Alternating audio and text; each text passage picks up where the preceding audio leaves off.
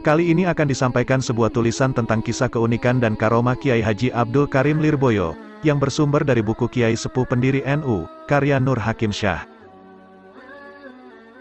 Kiai Haji Abdul Karim atau Mbah Manap adalah di antara guru para ulama Nusantara. Saat ini lebih dari 29.000 santri yang menempat di pesantren Lirboyo yang beliau dirikan. Hal ini tentu tidak lepas dari karomah beliau. Beliau termasuk kiai sepuh yang unik yang dihiasi beberapa karomah dan keunikan. Namun sebelum lanjut, jangan lupa mendukung channel ini dengan cara klik tombol like dan subscribe, serta aktifkan tanda lonceng agar tidak ketinggalan video yang kami sajikan. Berikut kami sampaikan karomah dan keunikan Kiai Haji Abdul Karim. 1. Ilmu lempit bumi. Kisah ini diriwayatkan oleh Kiai Haji Hafid Abdullah, cucu Kiai Haji Abdul Karim saat hail Kiai Haji Abdul Karim di bulan Ramadan. Berikut cerita ringkasnya. Ketika masih anak-anak, Kiai Hafid pernah diajak sang kakek, Kiai Haji Abdul Karim, ke pondok mendiang gurunya Kiai Haji Kolil Bangkalan, Madura. Menjelang maghrib beliau pamit ke keluarga pondok, untuk pulang ke Lirboyo Kediri selepas maghrib. Beliau menyempatkan diri salat maghrib berjamaah di sana, kemudian turun dari masjid langsung pulang menuju Lirboyo bersama sang cucu. Kondisi sudah mulai gelap, cucu ini tidak bisa mengenali lingkungan sekitar perjalanan. Namun tiba-tiba sadar mereka sudah berada di halaman belakang rumah kakek di Lirboyo dekat pohon asam besar. Sang kakek berpesan, "Kejadian ini jangan diceritakan, sepanjang aku masih hidup." Ternyata waktu pun belum masuk untuk salat Isya, kemudian Kiai Haji Abdul Karim sempat menjadi imam salat Isya, di Masjid Lirboyo. 2. Suaranya terdengar dari jarak jauh. Hari-hari beliau tidak lepas dari mengaji. Setiap hari ratusan santri bersimpuh di hadapan beliau guna memaknai kitab yang beliau baca. Karena kediaman beliau yang kecil, tentu saja tidak bisa menampung jumlah santri yang begitu banyak.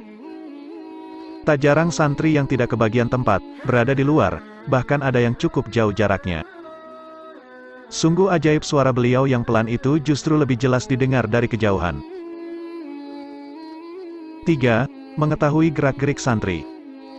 Pada saat itu ada santri yang sering keluar malam. Namun karena kelihayan dan cerdiknya santri itu, tak ada pengurus pesantren yang mengetahuinya. Anehnya Kiai Haji Abdul Karim yang tahu akan hal itu. Kemudian beliau menulis pada satu lembar kertas yang isinya, "Saya tidak suka santri yang suka keluar." Tulisnya dalam bahasa Jawa, lalu tulisan itu beliau tempelkan di bawah beduk. Dan pada pagi harinya, santri yang suka keluar malam itu tidur di bawah beduk, hingga membaca isi tulisan itu. Sadar dengan kesalahannya, santri itu tidak sering keluar malam lagi. Kiai Haji Abdul Karim seolah-olah tahu bahwa anak itu akan tidur di bawah beduk. 4. Truk oleng karena kualat. Pada saat itu Kiai Haji Abdul Karim beserta dua sahabat karibnya, yaitu Kiai Haji Ma'ruf Kedonglo dan Kiai Haji Abu Bakar Bandar Kidul hendak mendatangi pernikahan.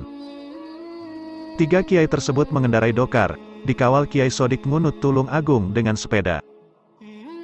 Ketika sampai di desa Kaliombo, sebelah selatan Masjid Jami Alun-Alun Kediri, tiba-tiba ada truk kecepatan tinggi memepet dan menyalip dokar itu.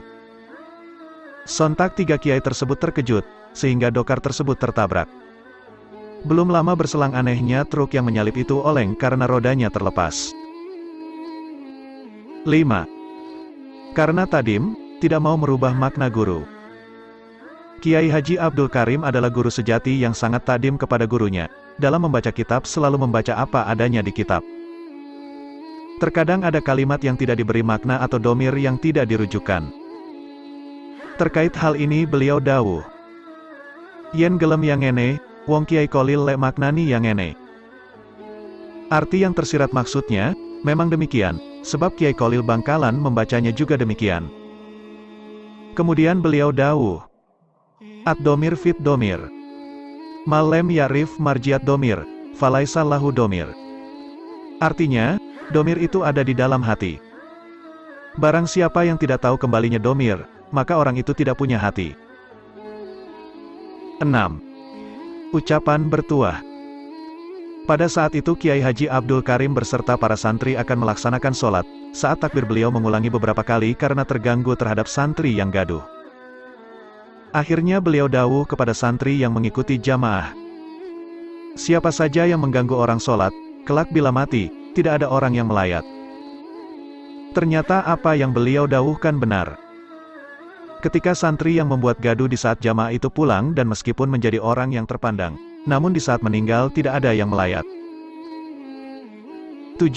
Mau diperintah santrinya. Hari itu datang santri baru. Saat santri itu turun dari kendaraan, kebetulan Kiai Haji Abdul Karim sedang berada di jalan.